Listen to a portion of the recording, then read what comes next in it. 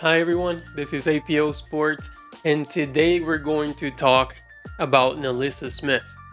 And first, I have to say, what an off season!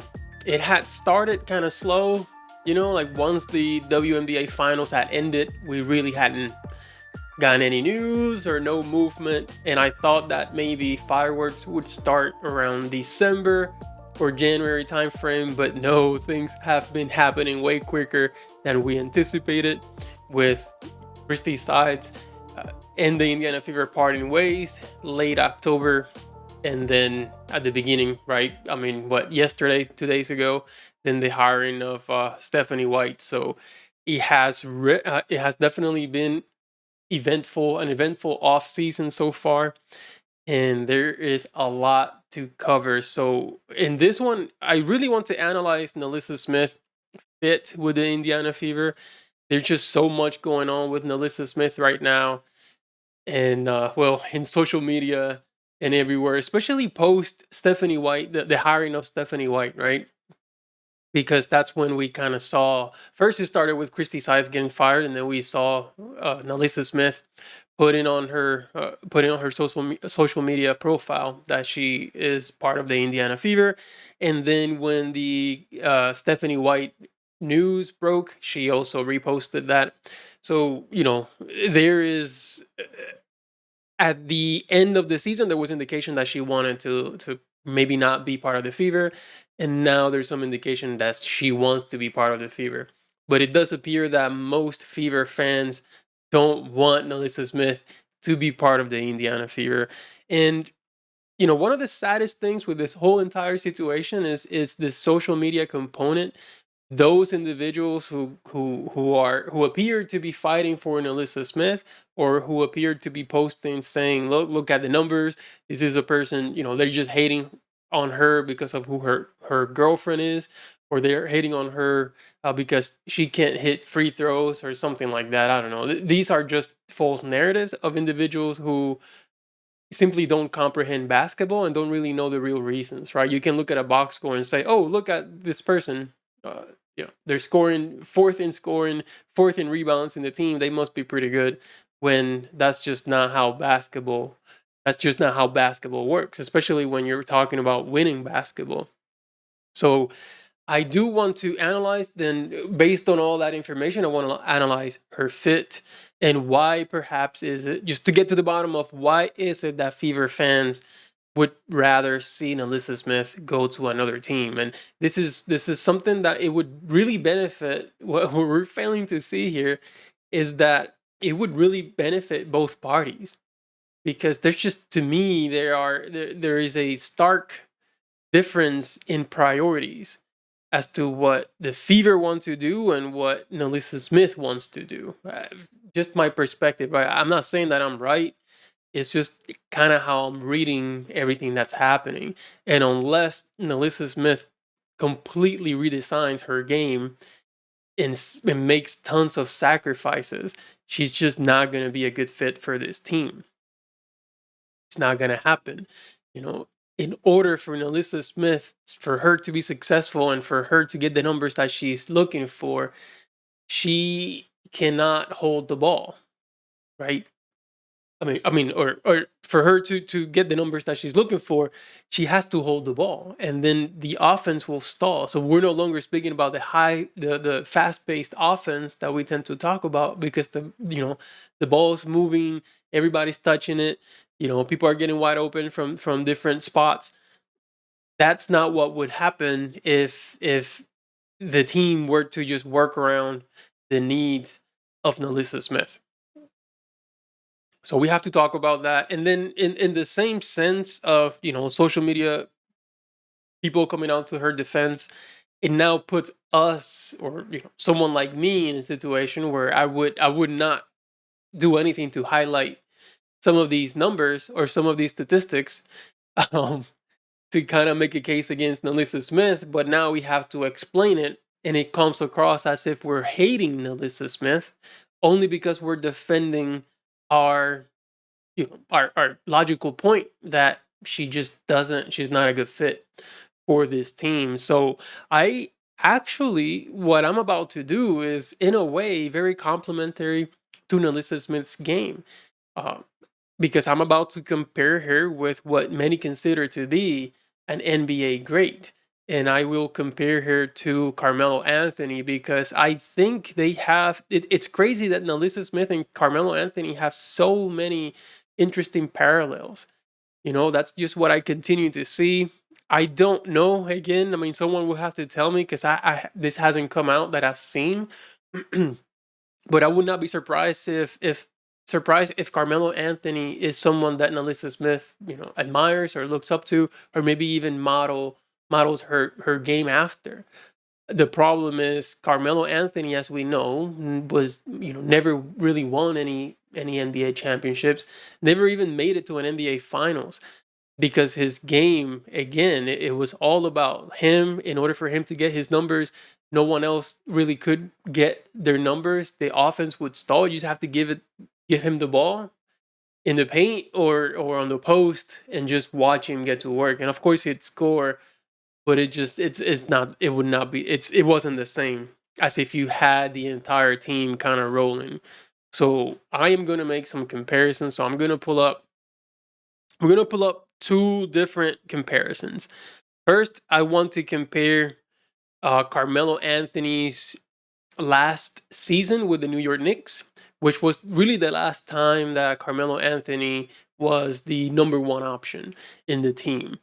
Because after 2017, when he went over to Oklahoma City, the Oklahoma City Thunder, he became the third option, and it was a very different Carmelo Anthony.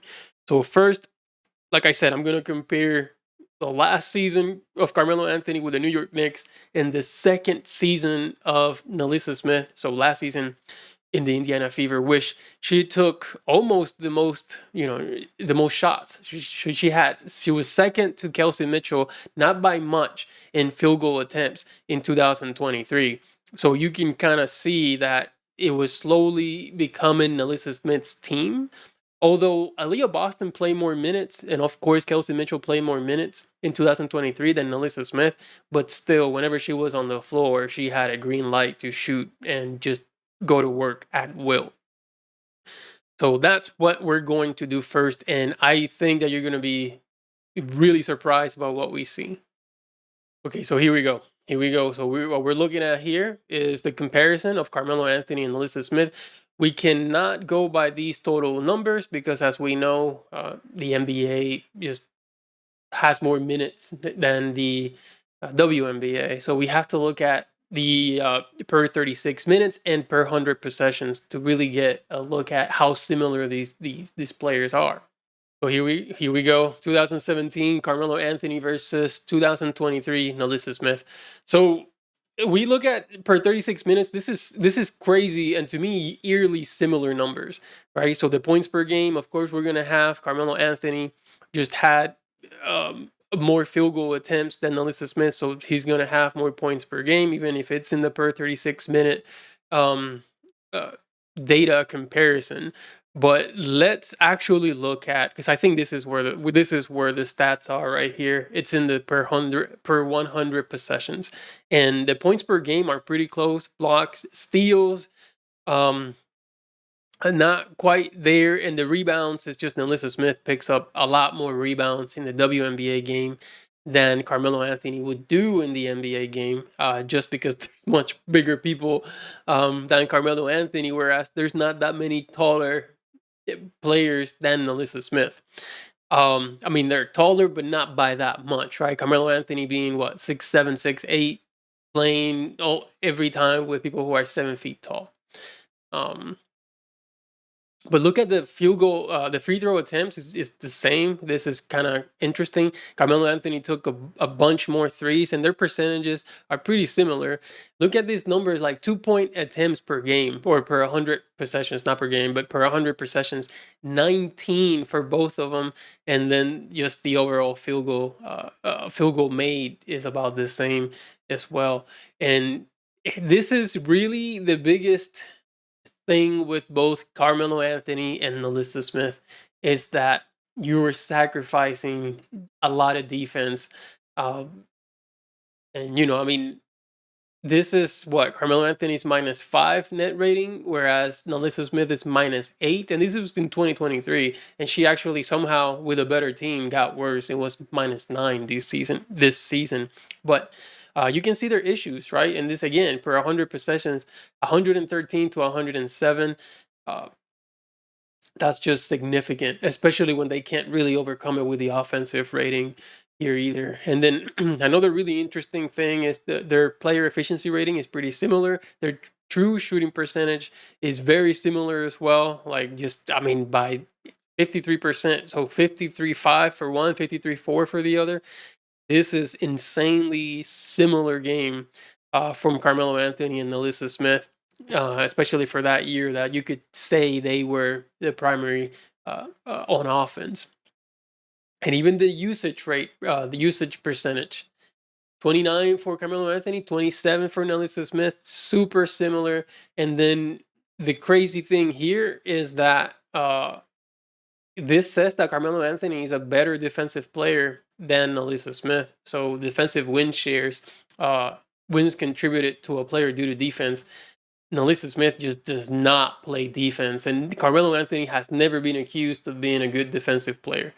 So there's that. But the similarities are insane, right? But the problem with both is that anytime that they're on the floor, you are losing, right? So yeah, they're producing, but you're losing games because of the defense part aspect of it, and the stalling on offense part of it, which also, when someone is just going to on the post and trying to score, it's hard to get. I mean, I guess all the players can kind of be said, like, all right, let's all head back to the other basket because this person's gonna take all the time trying to get to work down low. But no real ball movement. No one's really motivated to do anything, right? Like, imagine being a player who's just watching Carmelo Anthony get to work, and you're just sitting, like just standing there, just waiting for Carmelo to do their move, and then you're asked to go and hustle and play amazing defense just so that you can come back on offense and not contribute. So all you're supposed to do is play defense so that Carmelo Anthony can get his. So it's kind of the same dynamic here that we would have with NaLyssa Smith. So now what I want to compare is the next Carmelo Anthony and NaLyssa Smith stat. And this is from Carmelo Anthony's first season with the Portland Trailblazers, where he was the 4th or 5th option in that team. This is the first time that Carmelo Anthony has ever been a 4th or 5th option. And then this 2024 Indiana Fever season for NaLyssa Smith, where she was also the 4th or 5th option. And I believe she's never been the 4th or 5th option in her career, like whether that's of course in high school, in college, in the pros. NaLyssa Smith has never been that. And the same situation here with Carmelo Anthony. This is just the first time that both of these players were the 4th or 5th option for their respective teams. And we're going to see a lot of similarities with that as well. So again, just kind of focusing on the per 36 minutes and the per 100 possessions. So the points per game, pretty similar when it comes to per 36 minutes. Turnovers, the same. Blocks, NaLyssa Smith tends to block more shots, again, for the same reasons that we discussed before as far as height in the WNBA. Steals, about the same. Assists, I mean, this is all eerily similar numbers. And of course, NaLyssa Smith just tends to struggle a lot more from the free throw line. Carmelo Anthony was consistently a really good free throw shooter, but they made about the same number of free throws. The Carmelo Anthony is and has been a better 3-point shooter than NaLyssa Smith probably ever will be. Just because Carmelo Anthony has a quick and nice release, whereas NaLyssa Smith, her shot, it takes her a while to get that shooting motion going. And then same thing with the amount of, twos that they tend to take.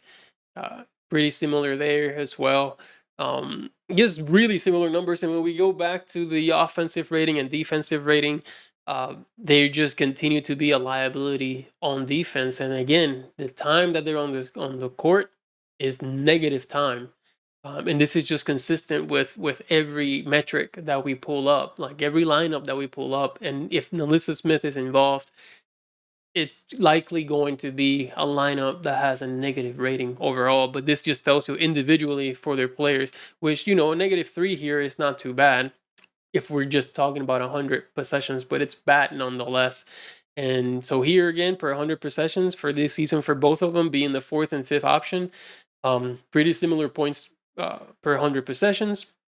Turnovers the same, steals the same, assists the same, rebounds as we discussed. Now, NaLyssa Smith just naturally will have more rebounds than Carmelo Anthony in the WNBA versus the NBA. And we discussed the rest of the numbers as well. And then here, right? So if we were to go back to when they were the primary option, usage rate 29% and 27%. When they're fourth or fifth option, usage rate went down quite a bit. I mean, they still use because they're really good, talented players, but usage rate diminished. And especially this is a season when Carmelo Anthony was playing with Damian Lillard and CJ McCollum, which is interestingly enough, Lillard and Caitlin Clark have somewhat similar game. Although I would argue that Caitlin Clark is more of a Steph Curry because of the distribution and assisting. And then CJ McCollum is pretty similar to a Kelsey Mitchell.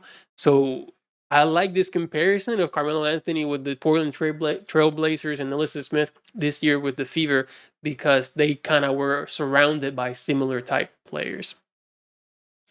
And I mean, here, look at, again, the true shooting percentage, same as before. And then player efficiency rating, NaLyssa Smith was just a little bit better. But this is who you have, right? And the Blazers, actually, if we were to look at how the Blazers fared that year, they got worse, right? From one year to the next, whenever they got Carmelo Anthony in that starting role. So check this out. Let's actually look at it. Okay, so this is interesting to see, right? So this is the 2018 and 2019 Portland Trailblazers, and this is without Carmelo Anthony. The season before they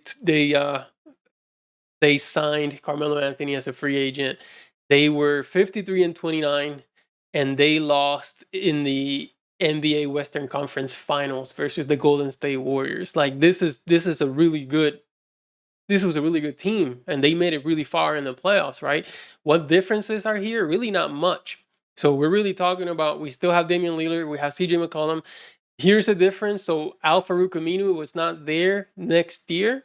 He was replaced by Trevor Ariza, which to me, I mean, it's about the same, right? Al-Farouq Aminu, Trevor Ariza, it's essentially the same, virtually the same player, but everything else you'll see is pretty much the same, with the exception of the addition of Carmelo Anthony. And let's see how they did from one year to the next. How did they do? They were under 500. So this is with Carmelo Anthony in the team. They were 35-39. They went from 53-29 and finishing fourth in the NBA Western Conference to 35-39, finishing eighth in the NBA Western Conference, and losing in the first round against the Lakers. So, I mean, huge difference, right? And then we look at the roster. Like I said, the only difference here was Trevor Ariza, who actually seems like had a better season than Al-Farouq Aminu did the year prior. But the difference here was Carmelo Anthony. And then Carmelo Anthony really started every game. I think this was the problem right here. Carmelo Anthony being a starter in this team. And then you'll see, because I want to also go to the next season, because the next season Carmelo Anthony became a bench player, and the Portland Trailblazers did much better by Carmelo Anthony coming off the bench, which is, I think, what the Fever, if they're going to keep her, if they're going to keep NaLyssa Smith, they're going to have to bring her off the bench in order for them and for the team to have a little bit better chemistry. So 42-30, 6 in the NBA Western Conference, improvement. But the difference here was that they decided to put Carmelo Anthony in the bench. So we'll look. So they had Norman Powell. This is a huge improvement as well from Trevor Ariza. So now we're really, I mean, Norman Powell versus and Gary Trent Jr. So I mean, you already know that not only that, and they had Ernest Cantor as well. So the roster improved in addition to Carmelo Anthony now being on the bench. So he played 69 games, only started 3 in 24 minutes. So 24 minutes from 48, that means that you play 50% of the minutes. That's exactly what you need to do with NaLyssa Smith. NaLyssa Smith, if you were to keep her, needs to, 1, come off the bench, and 2, play 50% of the total minutes or less. So she needs to play maybe 18 minutes per game or 20 minutes per game at the most. And then maybe you have an okay team, but again, it's just patching things up with the bench until the starters come back, because you have to get these players out. And again, Carmelo Anthony's great. I'm not here wanting to just talk bad about Carmelo Anthony. Carmelo Anthony is one of my favorite players of all time. I just realized that I have to realize that they don't contribute a lot to winning. They don't. So this is the struggle here. When it comes to NaLyssa Smith and whether she's a good fit. And the truth is, she's just not.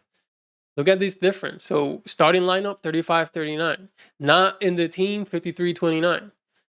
In the team as a bench player, 42-30. So that's just what I think the challenge with the Indiana Fever now. It's just what it is, right?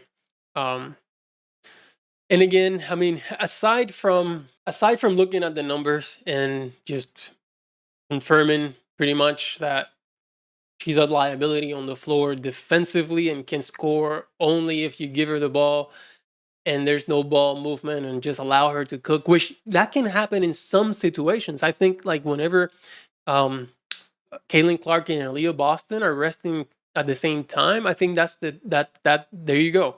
That's when you give NaLyssa Smith all the freedom to go to work.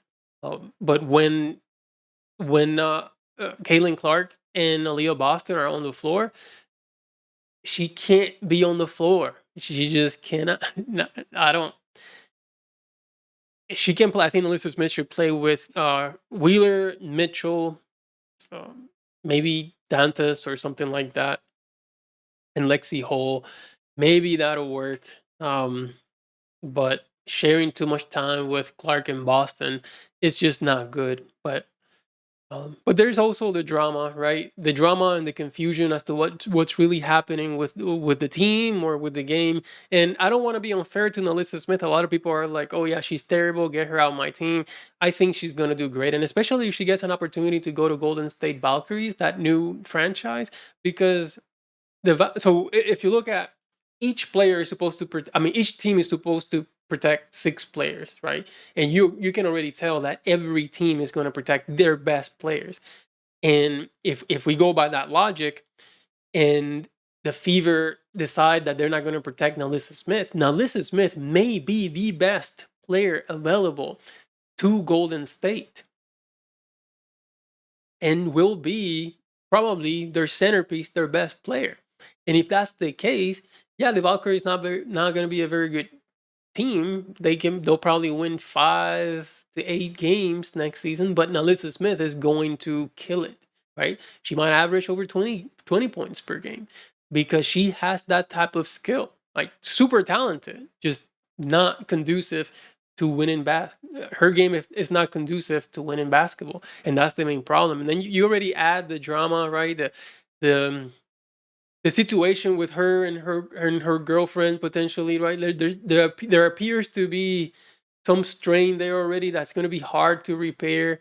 I'm not saying that it cannot work, but isn't it just cleaner to just hit the reset button, wish NaLyssa Smith best of luck in her future endeavors, and just move on with zero drama, zero issues, just Indiana Fever with Stephanie White and the new look Fever. I think that's just really what's better for both the Fever and NaLyssa Smith. But somehow they're still trying to make it work, and I don't really understand. But that is it for this video. Let me know what you think about NaLyssa Smith and her fit with the Indiana Fever.